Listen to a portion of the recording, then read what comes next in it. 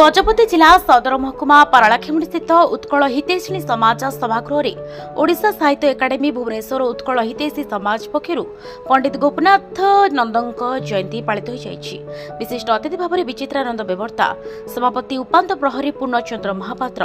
मुख्य वक्ता डॉक्टर कल्याणी मिश्र, सम्मानित अतिथि भाव में भारत भूषण महांती, संस्कृति अधिकारी अर्चना मंगराज, आचार्य विनोद चंद्र जेना प्रमुख मंच आसी नथिले। अतिथि मानक द्वारा प्रतिभा प्रज्वलन करा बरदा आचार्य स्वागत भाषण प्रदान करथिले। अतिथि माने पंडित गोपीनाथ नंदक जीवनी उपरे निजर वक्तव्य रखिथिले।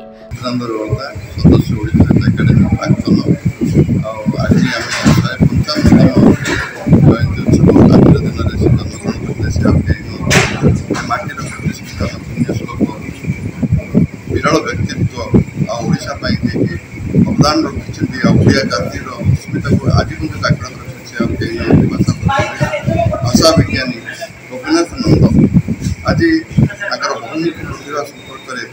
आलोचना होता आम बहुत उद्बुद्ध होमर आवश्यकता थिला नुआ पीढ़ी किसी जानतु नुआ पीढ़ी गोटे आज जो पूज्य पूजार गोटे कार्यक्रम है गोटे आह्वान आसू जे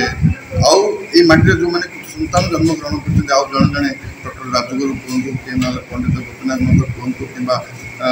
अपना परिचय कहतु से कहतु ये उद्देश्य लेकिन कार्यक्रम चलती ओडिशा साहित्य एकाडेमी प्रतिवर्ष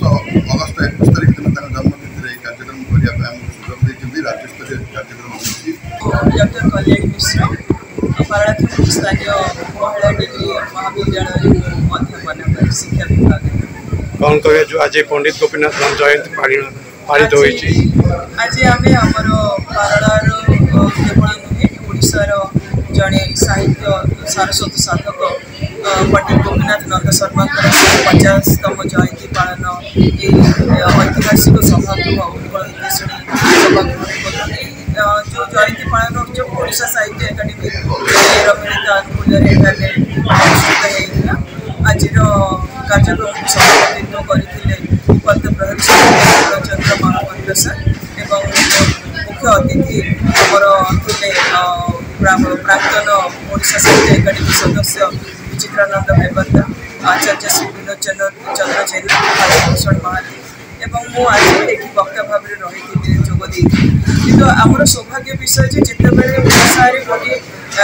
माने उत्कृष्ट व्याकरण उत्कृष्ट अभिधान एवं समालोचना साहित्य नथिला तत्कालीन ओडिशार 19 शताब्दीर प्रथमार्धरे तत्कालीन समाज बुद्धिजीवी माने जो चिंता विशेषकर मधुसूदन दास से 1904 मसीह से 1903 मसीह आमर दिगरे पंडित गोपीनाथ नंद शर्मा साहित्य कृति गुड़िक से रचना कर सारी। Gajapati Vivekananda Behera report, Hiranchal live.